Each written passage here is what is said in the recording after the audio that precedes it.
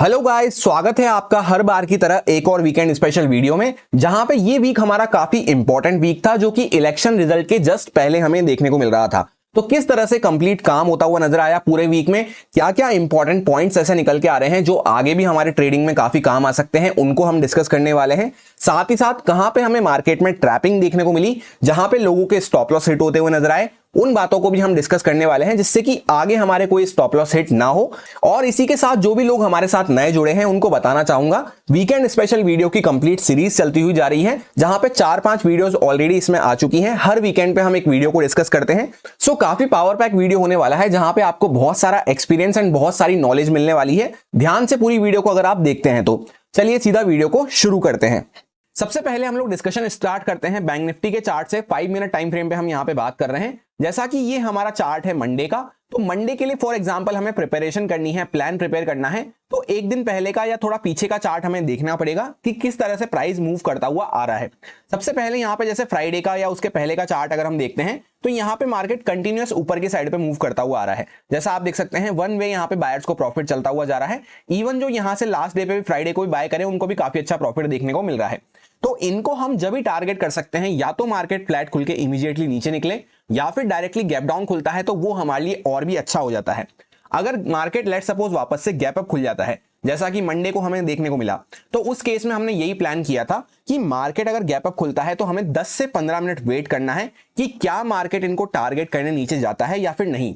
एक लेवल हमने डिस्कस करा था 49,000 के आसपास, 49,057 के आसपास एग्जैक्टली।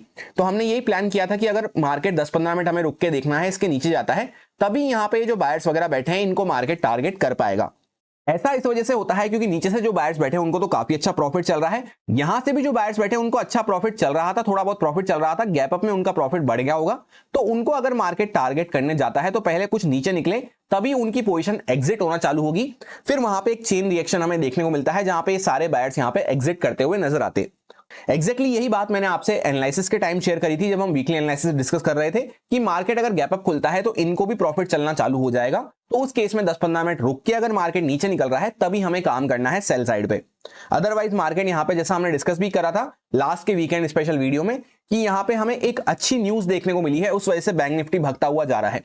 तो यहां पे जैसे ही मार्केट गैप अप खुला, फर्स्ट कैंडल में इवन जो फर्स्ट मिनट में जो लो लगाया उस तक को भी मार्केट ने ब्रेक डाउन नहीं किया और कंटिन्यू धीरे धीरे करता हुआ ऊपर की साइड पे निकलता रहा।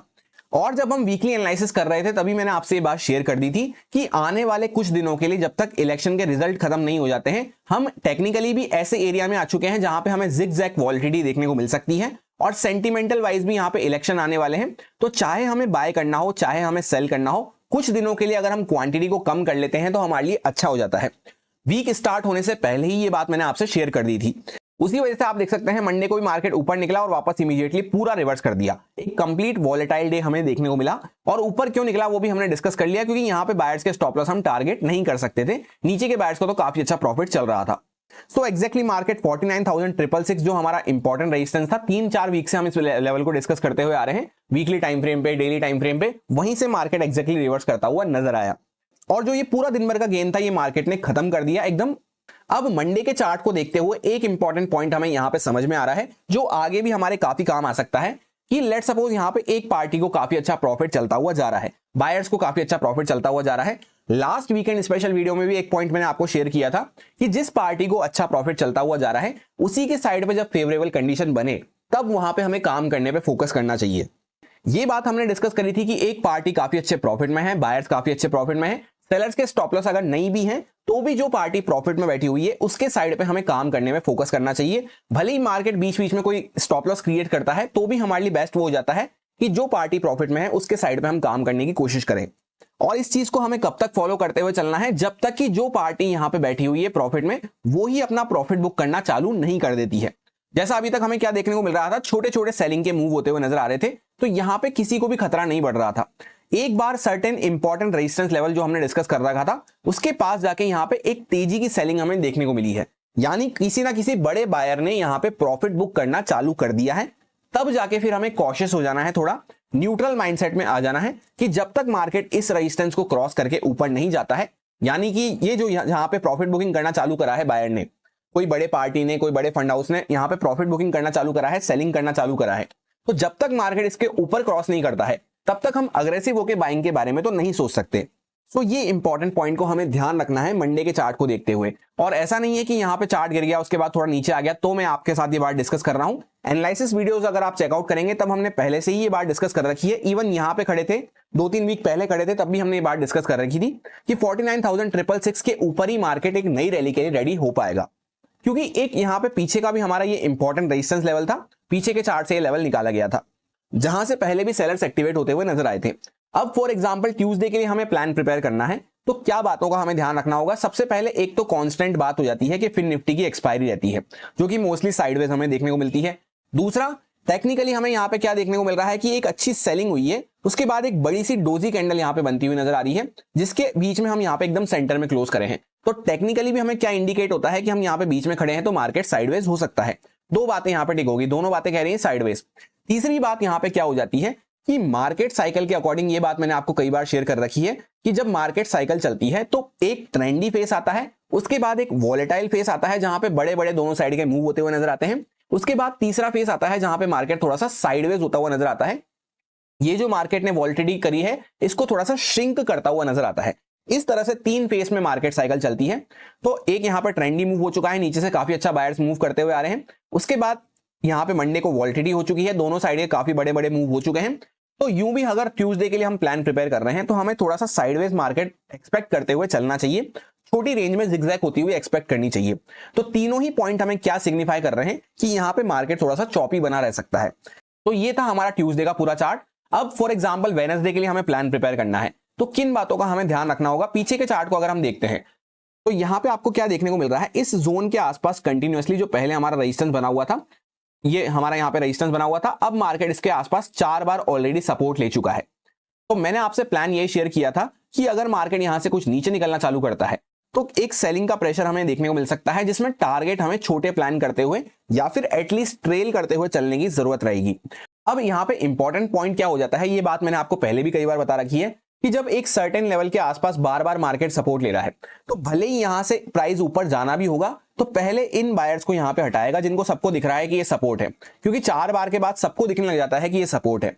तो इनको हटा के ही, जैसे यहां तो मार्केट गिर गया पर अगर इसको ऊपर जाना भी होता तो पहले इनको हटाता फिर यहां से मार्केट ऊपर जाता। सब यहां पे सपोर्ट के आसपास बाय कर रहे हैं, बार बार सबको ले जाके मार्केट प्रॉफिट बनवा दे, ऐसा नहीं हो सकता कभी भी। तो ये बात मैंने आपको बता रखी है। तो ये इंपॉर्टेंट पॉइंट हमें ध्यान रखना है। और इसी के साथ एक बात और देखने को मिल रही थी हमें कि डेली टाइम फ्रेम पे यहां पे इनसाइड कैंडल बनती हुई नजर आई थी, क्योंकि फिन निफ्टी वाले दिन पे हम पिछले मोमेंटम के पूरा अंदर में ही घूमते रहे थे। तो ये बड़ी कैंडल थी हमारी, उसके अंदर में ही एक इनसाइड कैंडल बनती हुई नजर आई थी। तो यूं भी अगर इनसाइड कैंडल का ब्रेकआउट या ब्रेकडाउन होता है तो एक मोमेंटम हमें देखने को मिल जाता है। यही बात हमने डिस्कस करी थी। और इसी के साथ एग्जैक्टली प्लान हमने किस तरह से फॉर्म किया था कि मार्केट अगर डायरेक्टली गैप डाउन खुलता है तो यहां से कंटिन्यू सेलिंग चल रही है, वन वे सेलिंग चल रही है, डायरेक्ट गैप डाउन में कुछ पॉइंट्स जा चुके होंगे, तो पहले यहां पे बायर्स रिएक्ट करने का कोशिश कर सकते हैं या ये जो सेलर्स वगैरह बैठे हैं इनकी तरफ से थोड़ी सी प्रॉफिट बुकिंग आ सकती है। तो पहले मार्केट थोड़ा सा बाइंग में मोमेंटम दिखा सकता है। उसके बाद ये हमारा यहाँ पे 49,000 का इंपॉर्टेंट लेवल था जो हम जिसके ऊपर बार बार 4 बार सपोर्ट ले चुके थे। तो मैंने आपसे यही कहा था कि यहाँ पे बाइंग होती हुई नजर आएगी, पर अगर मार्केट यहाँ पे थोड़ा इस तरह से रिएक्ट करता है 49,000 के आसपास और इसके ऊपर निकल रहा है तभी सिर्फ हमें बाइंग करनी है। यानी मार्केट गैप डाउन खुलेगा तो पहले बायर्स एक्टिवेट तो होते हुए नजर आ सकते हैं साइकोलॉजी वाइज, पर उसमें हमें प्लान नहीं करना है। हमें प्लान करना है जब 49,000 के ऊपर मार्केट जाना चालू करे इस तरह से। इसके पीछे का रीजन क्या है? सबसे पहला इंपॉर्टेंट रीजन तो यह है कि काफी अच्छा हम अपसाइड के ट्रेंड में बने हुए हैं। उसमें अगर कोई लेट्स सपोज यहाँ पे सेल करके गया भी है और गैप डाउन में उसको प्रॉफिट मिल रहा है तो आपकी खुद के, आप अपने ऊपर लग के देखें इस बात को कि आपकी खुद की साइकोलॉजी किस तरह से चलती कि यार मैं अगेंस्ट द ट्रेंड बना हुआ हूं, मेरे को थोड़ा बहुत प्रॉफिट दिख रहा था, गैप डाउन में थोड़ा प्रॉफिट बढ़ा है, चलो यहां पे अपना प्रॉफिट बुक कर लेता हूं। इसी तरह से हर किसी पर्सन की साइकोलॉजी चलती है। मैं खुद भी यहाँ पे लेट्स सपोज पुट बाय करके गया होता या कुछ भी सेल करके गया होता तो मैं भी सोचता कि एक बार प्रॉफिट बुक कर लेता हूं फिर बाद में सोचेंगे। उस वजह से ये इमीडिएटली प्रॉफिट बुकिंग की एक कैंडल हमें देखने को मिलती है जो कि 49,000 के आसपास जाके एग्जैक्टली 49,022 के आसपास जाके यहीं पे रेजिस्टेंस लेके और सेम कैंडल में ही वापस से मार्केट नीचे आ जाता है। उसके बाद वापस से यहाँ पे डेली टाइम फ्रेम पे यहाँ पे इनसाइड कैंडल बन रही थी, 15 मिनट टाइम फ्रेम पे यहाँ पे एक प्रॉपर इनसाइड कैंडल बनती है और जैसे ही इसका ब्रेकडाउन होता है कंटिन्यू मार्केट यहाँ पे धीरे धीरे करता हुआ फॉल करता हुआ नजर आता है। और जैसा हमने डिस्कस करा था एक रेंज यहाँ पे, जैसे ये रेंज बन रही है, जितना ये रेंज की लेंथ हमें देखने को मिल रही है पहले इतना मोमेंटम हमें यहाँ पे फास्ट देखने को मिलता है। उसके बाद वापस से यहाँ पे स्टॉप लॉस की जरूरत पड़ी मार्केट को, वापस से मार्केट ने स्टॉप लॉस जनरेट करे, यहाँ पे फिर जितनी ही रेंज की लेंथ हमें देखने को मिल रही है, इतना मोमेंटम वापस से हमें देखने को मिला और मार्केट कहीं ना कहीं वापस से रिवर्सल दिखाता हुआ खत्म हो गया। यानी धीरे धीरे करते हुए हम सेलिंग में बने हुए थे। एक इंपॉर्टेंट पॉइंट यहाँ पे अब क्या हो जाता है कि धीरे धीरे करते हुए सेलिंग में इसलिए बने हुए थे क्योंकि पीछे काफी अच्छा यहाँ पे बायर्स को प्रॉफिट देखने को मिल रहा था।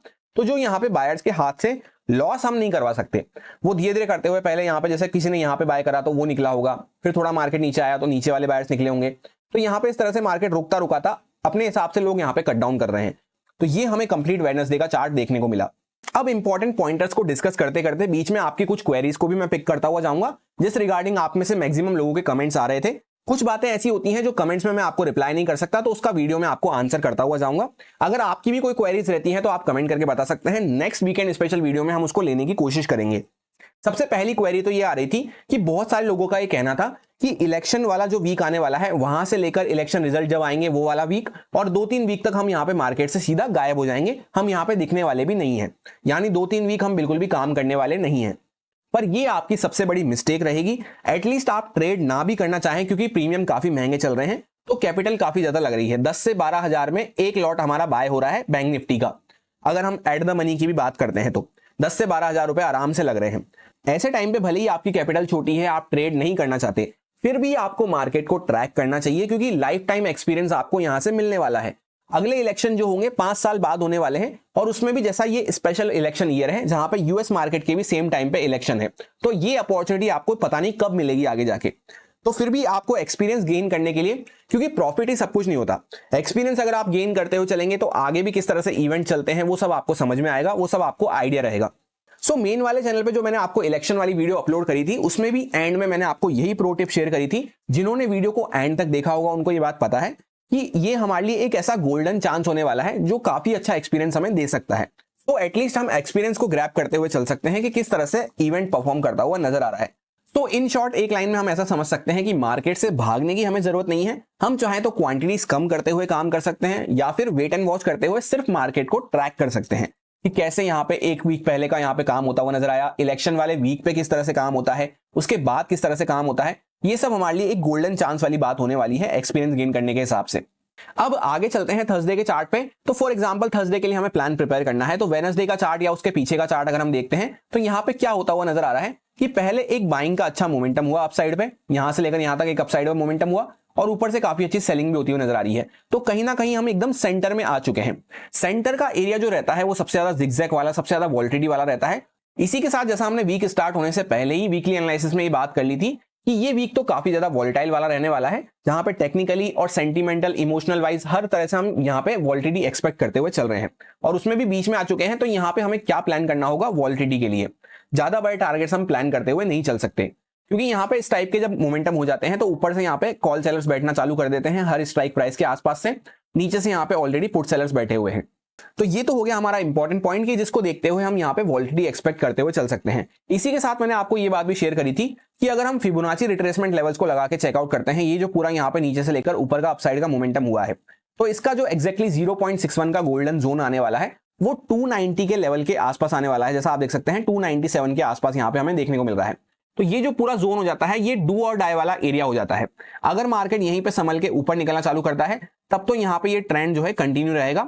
अदरवाइज इसके नीचे अगर हम निकलना चालू करते हैं, एक्जैक्टली मैंने आपसे कहा था 250 के जोन के नीचे अगर हम निकलना चालू करते हैं, 230 250 इसके नीचे, तो फिर हमें काफी अच्छी सेलिंग और देखने को मिल सकती है। अब आप अगर देखेंगे यहाँ पे थर्सडे को तो मार्केट एक्जैक्टली इसी लेवल के आसपास गैप डाउन खुलता हुआ नजर आया और फर्स्ट टिक के साथ ही काफी अच्छा बाइंग का मोमेंटम करता हुआ नजर आया। यहां पे मैंने आपको प्लान यही शेयर किया था कि एक दिन पहले क्या हुआ है, मार्केट गैप डाउन खुला, फर्स्ट टिक के साथ ऊपर गया, क्लोजिंग प्राइस के आसपास रेजिस्टेंस लेके धीरे धीरे करता हुआ सेलिंग में बना रहा। तो ये प्रोबेबिलिटी वापस से नेक्स्ट डे पे रिपीट होने के चांसेस कम हो जाते हैं अगर मार्केट गैप डाउन खुलता है तो, क्योंकि गैप डाउन खुला, एक प्रोबेबिलिटी यहां पे सेम हो गई, वापस से ऊपर जाएगा। तो यही हमने प्लान किया था कि अगर मार्केट क्लोजिंग प्राइस को ब्रेकआउट करता है तो फिर धीरे धीरे करता हुआ ऊपर की साइड पे ही निकलता हुआ जाएगा। ये चांसेस कम हो जाते हैं कि क्लोजिंग प्राइस पर रेजिस्टेंस लेके वापस से मार्केट नीचे आए। एक्जैक्टली आप चेकआउट करेंगे 0.61 जोन के आसपास हम गैप डाउन खुले, फर्स्ट टिक के साथ ही मार्केट ऊपर निकलना चालू कर दिया और क्लोजिंग प्राइस को ब्रेकआउट करा, वहां से भी काफी अच्छा मोमेंटम हमें देखने को मिला। जहां पे नीचे से लेकर ऊपर तक अगर हम चेकआउट करते हैं तो 600 पॉइंट्स के आसपास का मोमेंटम था, क्लोजिंग प्राइस के ऊपर भी 300 पॉइंट के आसपास का मोमेंटम था। सो इस तरह से जब हम सारी चीजों को एक साथ इनलाइन करते हुए चलते हैं, फिबोनाची लेवल भी हमने देखा, यहाँ पे प्रोबेबिलिटी वाला केस भी हमने देखा कि किस तरह से प्रोबेबिलिटी वर्क करती हुई नजर आ सकती है। उसके अलावा ब्रॉड माइंडसेट को भी हमने समझा कि अभी हम कहीं ना कहीं सेंटर में प्लेस हैं, तो टारगेट यहाँ पे बड़े प्लान करते हुए नहीं चल सकते। ये सारी बातों को हमने ध्यान रखा, तब जाके हमारा एक बेस्ट प्लान रेडी होता है। उसमें फिर भी हमारे कभी ना कभी स्टॉप लॉस हिट हो सकते हैं, नो डाउट स्टॉप लॉस हमारे हिट होते रहेंगे, पर हमारी साइड से जब हमने पूरी कोशिश कर ली तो आगे के लिए वो हमारे लिए बेस्ट हो जाता है कि किस तरह से हम एक अपना बेस्ट प्लान रेडी कर सकते हैं। इसी चीज को एनालिसिस कहा जाता है। हर एक्सपेक्ट को हमें एनालाइज करते हुए चलना होता है। सो ये बात भी हमने डिस्कस करी थी कि टारगेट हम ज्यादा बड़े प्लान करते हुए नहीं चल सकते। तो जैसा यहाँ पे 300 पॉइंट के आसपास का, नीचे से लेकर 600 पॉइंट के आसपास का एक मोमेंटम हुआ, उसके बाद मार्केट वापस से नीचे आया, फिर वापस से ऊपर गया, फिर वापस से नीचे आया, कंप्लीट एक वॉलेटाइल डे यहाँ पे बना रहा। अब जैसा आपको देखने को मिल रहा होगा कितनी ज्यादा वॉलिटिलिटी हमें यहाँ पे सेंटर में देखने को मिल रही है। तो ये क्यों देखने को मिल रही है, उसके पीछे का रीजन मैंने आपको ऑलरेडी एक्सप्लेन कर दिया है कि हम यहाँ पे एकदम सेंटर पार्ट में चल रहे हैं, जहां पे नीचे से बायर्स चाहते हैं कि वापस से मार्केट यहाँ पे एक अच्छा मूव करके रिट्रेस कर रहा है, वापस ऊपर निकल जाए। सेलर्स चाहते हैं कि एक अच्छा मूव कर लिया है, अभी नीचे आया है तो वापस यहाँ पे होल्ड करके वापस नीचे गिर जाए। तो ये जो एरिया होते हैं सेंटर वाले, ये बायर सेलर्स की फाइटिंग वाले एरिया होते हैं, जब भी एक मोमेंटम के सेंटर पार्ट में हम चल रहे होते हैं, जहां पे ऑप्शन बायर्स को कंपैरेटिवली या तो छोटे मूव पकड़ते हुए चलना होता है या फिर आराम से वेट एंड वॉच करना होता है। बेस्ट हमारे लिए वो रहता है जब हम किसी ब्रेकआउट जोन के आसपास या ब्रेकडाउन जोन के आसपास होते हैं, थोड़ा ऊपर या नीचे निकलना चालू करते हैं, जब तब हमें एक फ्लो में एक ट्रेंडी मोमेंटम देखने को मिलते हैं जो ऑप्शन बायर्स के लिए काम के होते हैं। उसके बाद आगे हम थर्सडे के चार्ट को देखते हुए फ्राइडे के लिए अगर प्लान प्रिपेयर करते हैं, तो जैसा हमने यहाँ पर डिस्कस करा था कि एक तो मार्केट काफी ज्यादा वॉलेटाइल वाले एरिया में बना हुआ है। वीक के स्टार्टिंग से ही हम ये बात डिस्कस करते हुए आ रहे थे, प्रॉपर एक रेंज में हम बने हुए थे। तो सिंपल सी बात मैंने आपको ये शेयर करी थी कि यहाँ पे मार्केट गैप डाउन खुला और फर्स्ट टिक के साथ ही ऊपर आता हुआ नजर आया। तो सेलिंग के लिए तो अब हम जब भी प्लान कर सकते हैं जब मार्केट 500 से लेकर 450 के जोन के नीचे जाना चालू करता है। इसके नीचे ही सेलिंग का एक अच्छा मोमेंटम हमें मिल पाएगा, क्योंकि 0.61 लेवल के आसपास भी हम यहाँ पे होल्ड कर रहे हैं। पहले का मोमेंटम भी बाइंग साइड पे था, 0.61 लेवल के आसपास आए और यहीं पे मार्केट होल्ड कर रहा है। उसी के साथ एक इंपॉर्टेंट पॉइंट मैंने आपको और शेयर किया था कि यहाँ पे प्रॉपर एक रेंज बनती हुई नजर आ रही है, जहां पे इस तरह से ये अपर साइड है रेंज की और ये इस तरह से लोअर साइड है। मार्केट जहां पे क्लोज करके गया है वो हमें दिखने को 822 का लेवल दिख रहा है, पर थोड़ा सा नीचे हमारी एडजस्टेड क्लोजिंग प्राइस आई है जो कि 680 के आसपास हमें देखने को मिल रही थी। और इस रिगार्डिंग भी एक पर्सन का यहाँ पे कमेंट आया था कि आप ऐसा क्यों कह रहे हो कि 822 के आसपास हमारी क्लोजिंग हुई है पर एक्चुअल क्लोजिंग हमारी 680 के आसपास हमें थोड़ा नीचे देखने को मिल रही है, ऐसा क्यों कह रहे हो सकता है वो बिगिनर होंगे, उनको ये बात नहीं पता होगी, तो उनको एक बार उनका डाउट क्लियर कर देते हैं। जैसा आपको यहाँ पे ये लास्ट का एंड का मोमेंटम देखने को मिल रहा है, तो लास्ट का जो 30 मिनट का मोमेंटम होता है, यानी कि 3 बजे से लेकर 3:30 बजे के आसपास ये जो मोमेंटम होता है, इसका एवरेज प्राइस लिया जाता है। यानी कि जो यहाँ पे एक्चुअल क्लोजिंग हमें दिखाती है वो क्लोजिंग हमारी नहीं आती है, इसका एवरेज लिया जाता है।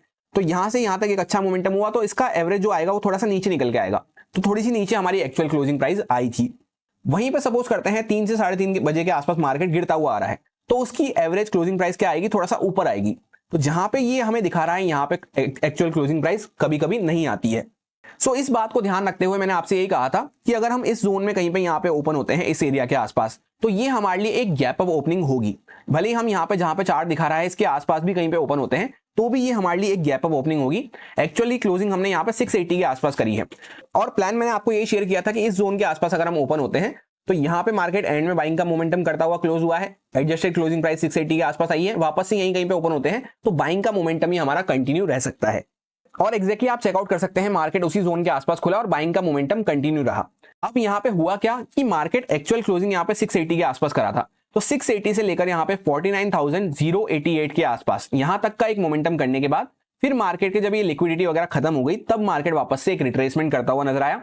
वैसे भी जो हमने ब्रॉड माइंडसेट डिस्कस करा कि अभी हम कहां पे खड़े हुए हैं, सेंटर में खड़े हुए हैं, तो बायर सेलर्स यहाँ पे कंप्लीटली कोशिश करते हुए नजर आ रहे हैं दोनों साइड से। तो उस वजह से वापस से एक अच्छा रिट्रेसमेंट हमें देखने को मिला और पूरा दिन यहाँ पे भी जैसे एक दिन पहले मार्केट जिगजैग वॉलिटिलिटी क्रिएट कर रहा था, वापस से जिगजैग वॉलिटिलिटी क्रिएट करता हुआ नजर आया। और इस बात को भी हमने कुछ दिन पहले से ही डिस्कस करना चालू कर दिया था, जैसा कि 1 डे टाइम फ्रेम पे हम यहाँ पे आते हैं तो कुछ दिन पहले से हम ये बात करने लग गए थे कि अभी हम एकदम सेंटर वाले एरिया में चल रहे हैं, जहां पे अपर साइड से ये रेजिस्टेंस की ट्रेंड लाइन चलती हुई आ रही है, लोअर साइड से यहाँ पे सपोर्ट की ट्रेंड लाइन चलती हुई आ रही है काफी पीछे से। तो मार्केट यहाँ पे एकदम बीच में चल रहा है। हॉरिजॉन्टली भी देखते हैं तो यहाँ पे ये हमारा यहीं से हमने ब्रेकआउट किया था, यहीं पे हम खड़े हुए हैं। अपर साइड पे देखते हैं तो यहाँ पे इस रेजिस्टेंस को हम क्रॉस नहीं कर पाए, तो बीच में हम यहाँ पे खड़े रहते हैं। तो इलेक्शन के बाद ही फिर मार्केट एक यहाँ पे डायरेक्शन अपना डिसाइड कर पाएगा, जहां पे अगर नीचे निकलता है तो यहाँ पे काफी अच्छा प्रॉफिट बुकिंग डाउन साइड पे मोमेंटम देखने को मिल सकता है, ऊपर निकलता है तो इस रेजिस्टेंस के ऊपर ही काफी अच्छा मोमेंटम हमें मिल पाएगा। तो ये बातों को ध्यान रखते हुए भी 3 दिन से आप देख सकते हैं बैक टू बैक यहाँ पे इंट्राडे में वॉलिटिलिटी तो हमें देखने को मिल रही है, पर ओवरऑल कोई यहाँ पे डायरेक्शन डिसाइड नहीं कर पा रहे हैं बायर सेलर्स मिलके। अब होता क्या है, काफी लोग यहीं पे मिस्टेक करते हैं कि वो सिर्फ 1 मिनट टाइम फ्रेम पे या 5 मिनट टाइम फ्रेम पे चार्ट को देखते हैं, तो उनको ये ब्रॉड पिक्चर समझ में नहीं आती है कि अभी हम यहाँ पे एकदम सेंटर वाले एरिया में खड़े हैं, ना यहाँ पे ब्रेक डाउन करने का स्कोप है, ना यहाँ पे ब्रेकआउट करने का स्कोप है। बीच में जब तक बने रहेंगे तब तक मार्केट थोड़ा सा जिगजैग ही बना रहेगा। अब वापस से चलते हैं 5 मिनट टाइम फ्रेम पे। तो इस वजह से आप देख सकते हैं कंप्लीट यहाँ पे 3 दिन पूरे हमारे वॉलेटाइल रहे और फ्राइडे को भी एक अच्छी वॉलेटिलिटी हमें देखने को मिली।